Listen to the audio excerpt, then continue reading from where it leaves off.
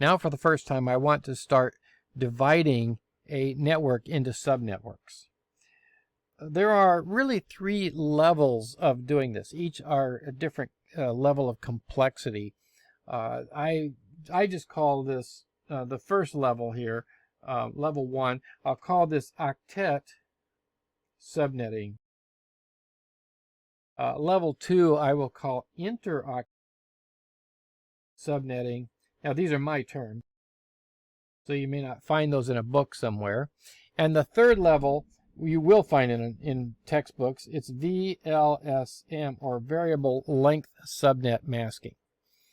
So we're going to cover these first 2 in videos in this shortened version of learning subnetting. And then I do have a longer version.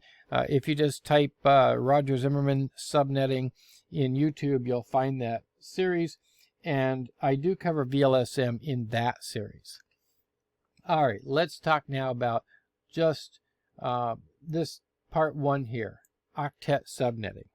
So I'm just going to start with a network, 192.168.0.0. And we'll say this is 255.255.0.0. All right, what do we know from this? Well, first of all, we know that this is the network ID, 192.168. So for things to be on the same network, they all have to have 192.168. They can be anything else after that, because this portion over here are where the hosts are. So let's just make a few of these. 192.168.0.7, 192.168.7.2, 192.168.25.9. I'm just making random addresses on this network, okay? 192.168.201.22. All right, what do I have here? Well, I've got 4 different addresses all on this network. And I know that they're all on this network because, once again, they all start with the network ID right here, 192.168. And as long as that network ID is the same, then that means that all of these over here are the hosts. So this section represents hosts, but they're all on one network. They're all on the same network. All right, does that make sense? I hope so. Let's borrow now. I'm going to borrow 8 bits from this thing. I'm going to make this 192.168.0.0, 255.255.255.0.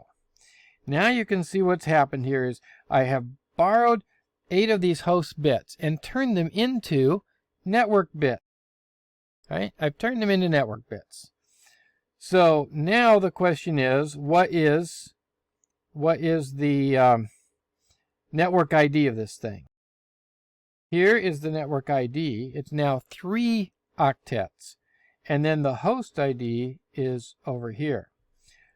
So what does that then do to my network over here? Remember, this was all on one network, but now 192.168.0.7, 192.168.7.2. Well, now, wait a minute. What do we have going on here? Remember now that the first 3 are network, and only the last one is host. This is host over here. 3 network, 1 host. Well, look, these networks are different.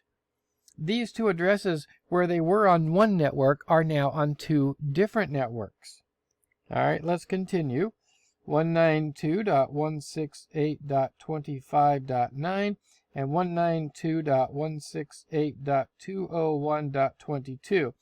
Once again, you can see that all 4 of these are in different networks. They're on different networks because the network ID is different. whereas this is the host for each one of those networks.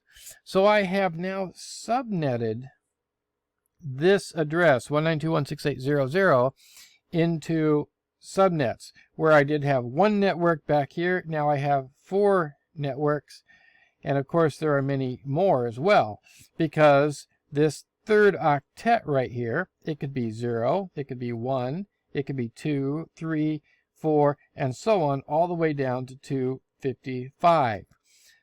So now I have up to 255 different networks. That's the simple octet subnetting.